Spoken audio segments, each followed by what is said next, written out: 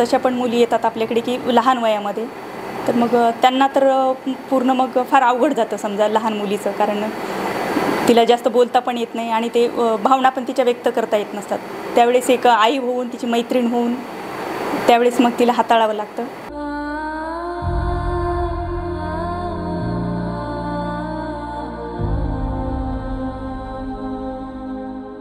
शासनाच्या तुटपुंज्या अनुदानामुळे आर्थिक संकटाशी सामना करीत शहरातील रामनगर येथे कार्यरत असलेल्या सुमन बालगृहाने अनाथ मुलींचे पालकत्व सांभाळले आहे. आईबापाविना पोरक्या झालेल्या या मुलींच्या आयुष्यातील अंधार दूर करून त्यांना जीवनात उभं करण्याचं काम हे बालगृह करत आहे. 2003 साली सुरू झालेल्या मीनाक्षी महिला मंडळाच्या सुमन बालगृहाने समाजानेच नव्हे तर आईवडिलांनी सुद्धा टाकून दिलेल्या दुर्लक्षित आणि अनाथ निराधार मुलींचे पालक होण्याची जबाबदारी प्रीती दिनकर यांनी स्वीकारली आहे. पाहुयात अनाथ मुलींच्या पालकत्व स्वीकारणाऱ्या दिनकर दाम्पत्यांची कहाणी. मी अनिल विठ्ठलराव दिनकर, सचिव आहे या संस्थेचं नाव आहे मीनाक्षी महिला मंडळ. 1990 पासून ही संस्था महिलांच्याच फील्डमध्ये काम करतं आणि 2003 हे मुलींचं बालगृह संस्थेने सुरू केलेलं आहे. आणि जेव्हा आपण सुरू केलं तेव्हा निश्चितपणे ज्या मुलींना काळजी आणि संरक्षणाची गरज आहे अशा 6 ते 18 वयातल्या मुलींसाठी न्यायालयीन यंत्रणा आहेत. बालकल्याण समिती, बालन्याय मंडळ यांच्या आदेशाने ह्या मुली बालगृहामध्ये येतात, त्यांना प्रवेश मिळतो. आणि समजा आता इथ्यामध्ये कसं होतं की काळजी आणि संरक्षण हे काय क्रायटेरिया आहे, तर काळजी आणि संरक्षणामध्ये जे अनाथ आहेत त्यांना तर काळजी आणि संरक्षण गरज आहेच, त्यामुळे ते वयाच्या 18 वर्षापर्यंत ते इथे राहतात. पण अशाही मुली आहेत की ज्या सिंगल पॅरेंट्स आहेत, ज्यांना आई आहे तर वडील नाही, वडील आहे तर आई नाही आहे. मग अशाही मुलींना काळजी आणि संरक्षणाची गरज आहे, पण ती कमी कालावधीसाठी म्हणजे 2-4 वर्षासाठी असेल वगैरे वगैरे. ज्याही 6 वर्षापासून तर 18 वर्षापर्यंतच्या मुलीला काळजी आणि संरक्षणाची गरज असेल ती मुलगी न्यायालयीन प्रक्रिया पूर्ण करून आपल्याकडे ती येते. आपली जी बालगृहाची मानसंख्या आहे ती 41ची आहे. सध्या 33 मुली ह्या प्रवेशित आहेत आणि ज्या उर्वरित आहेत त्या 18च्या वर आहेत आणि त्या कर्मचारी म्हणून सुद्धा त्या पण अनाथच आहेत, त्याही कर्मचारी आपल्याकडे आहेत. एकंदरीत 40 मुलींची आपल्याकडे सध्या स्ट्रेंथ आहे. महिला बालकल्याण डिपार्टमेंटकडून ह्या बालगृहाला मान्यता असते आणि संस्था जे काम करत आहे बालगृह चालवण्याचं, तर ते तुम्ही लोकसहभागातून करावं आणि तुम्हाला आम्ही एक आर्थिक सहाय्य म्हणून एका मुलीसाठी 2000 रुपयाची मदत करणार आणि त्या 2000मध्ये 1500 रुपये हे तुम्ही परिपोषणासाठी वापरावेत. उदाहरणार्थ परिपोषण म्हणजे मुलींसाठी वापरावेत आणि 500 रुपये जे आहेत ते प्रशासकीय खर्चासाठी वापरावेत. महाराष्ट्र राज्य बाल आयोगाच्या अध्यक्ष आल्या होत्या, ते म्हणले बाबा मराठवाड्यामध्ये एकही मुलींचं अनुषंग नाही आहे, म्हणजे मुलींची बालगृह संख्या कमी, ही वरचीवर परिस्थिती बिकट होत चाललेली आहे. तरीही प्रयत्न करावा शासनाने की निश्चितपणे मुलींच्या बालगृहाला थोडी बहुत ताकद जर दिली तर ते टिकतील. आणि ही आव्हानात्मक काम आज जे काही संस्था करत आहेत त्यांना टिकून ठेवावं, ही या माध्यमातून आपण प्रयत्न करत आहे शासनाला.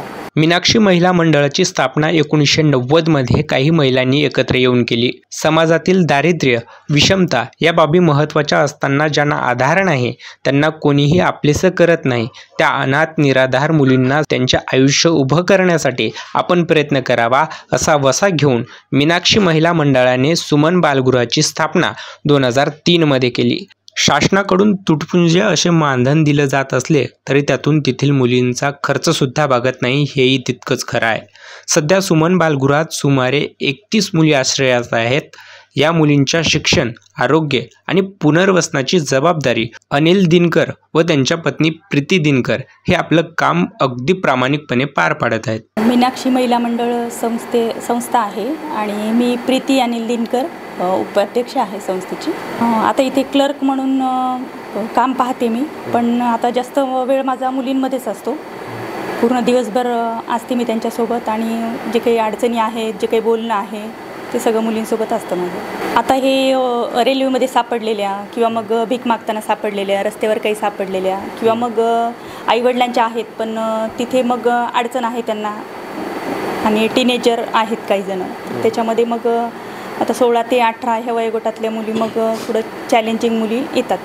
तर अशा मुली आहेत सगळ्या. आता कसं आहे त्यांच्या लेवलवर जाऊन सुरुवातीला मुलगी आल्यानंतर तर खरं काहीच सांगणार नाही अगोदर. मग त्यांच्या लेवलवर जाऊन आपल्याला विचार करावा लागतो आणि तसं तिला हळूहळू थोडं रमवत बोलतं करावं लागतं. आणि मग तिचा एकदा विश्वास झाल्यानंतर मग ती हळूहळू तिचं अडचण सांगते आणि मग तसं प्रयत्न करतो आपण की मग सॉल्व करायचं तिचं. बऱ्याच वेळा येतात मुली. आता आपण किती जरी प्रयत्न केला तर तिचा विश्वास नसतोच आणि ती सांगतच नाही खरं.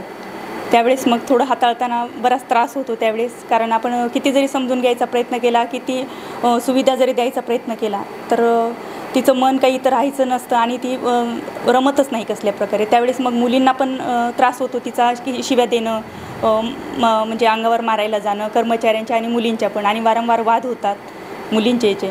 तर त्यावेळेस मग हाताळणं थोडं फार कठीण होते त्यांना. तशा पण मुली येतात आपल्याकडे की लहान वयामध्ये, तर मग त्यांना तर पूर्ण मग फार अवघड जातं समजा लहान मुलीचं, कारण तिला जास्त बोलता पण येत नाही आणि ते भावना पण तिच्या व्यक्त करता येत नसतात. त्यावेळेस एक आई होऊन, तिची मैत्रीण होऊन त्यावेळेस मग तिला हाताळावं लागतं. आणि थोडं वेळ गेल्यानंतर तिला थोडं आपलेपणा वाटल्यानंतर मात्र ती रमते. आता एक मुलगी आलेली आहे माझ्याकडे, 2 आहेत तशा. एक शिशुगृहातून ट्रान्सफरवर आलेली आहे आपल्याकडे आणि एक मुदखेडला भीक मागताना सापडली रस्त्यावर. अतिशय लहान आहेत त्या आणि मग त्यावेळेस फार भरून येतं, कारण म्हणजे त्यांना फक्त नावं सांगता आलेले आहेत. एक मुलगी आहे की आता भीक मागताना सापडली म्हटलं की तिला फक्त नावच सांगता आलेलं आहे आणि खूप लहान आहे ती. त्याच्यामुळे मग ते थोडंसं फार अडचणीचं पण जातं आणि भावना पण आपल्याला समजायला वेळ पण लागतं त्यांचं. आता एक त्यांची मैत्रीण होऊनच प्रयत्न करावा लागतो आपल्याला, एक आई होऊन मैत्रीण होऊन प्रयत्न करावा लागतो. आणि जास्तीत जास्त त्यांच्यासोबत राहिल्यामुळं एक विश्वास आणि एक नातं तयार झालेलं असतं आमचं. त्यामुळे मग एक मैत्रिणीप्रमाणे सहज मोकळेपणानं बोलतात मुली आणि बोलल्यानंतरच मग आपल्याला त्यांच्या समस्या जर कळल्या तर मग सॉल्व करता येतात, आपल्याला सोडवता येतील त्या. कुणाला तरी आपण कुणाचं तरी पुनर्वसन केलं आहे, आज कुणाचं तरी आपण समस्या सोडवली आहे, की कुणीतरी आज आपल्यावर विश्वास टाकून काहीतरी मोकळं बोलले आणि आपण त्यांच्या कामी आलो, हे जे समाधान आहे ते दुसऱ्या कामामध्ये नाही मिळणार आपल्याला. शासनाकडे एकतर कर्मचाऱ्यांचं तर आहेच अडचण, कर्मचाऱ्यासाठी मानधन द्यावं त्यांनी. आणि एक जागेचं फार मोठी अडचण आहे, कारण मुलं फक्त म्हणजे फार छोट्या जागेमध्ये राहत आहेत, ॲडजस्ट करत आहेत, तर त्यांना ग्राउंड वगैरे अशा पद्धतीचं थोडं मोठं ह्याचं द्यावं असं माझी खूप मनोमन इच्छा आहे.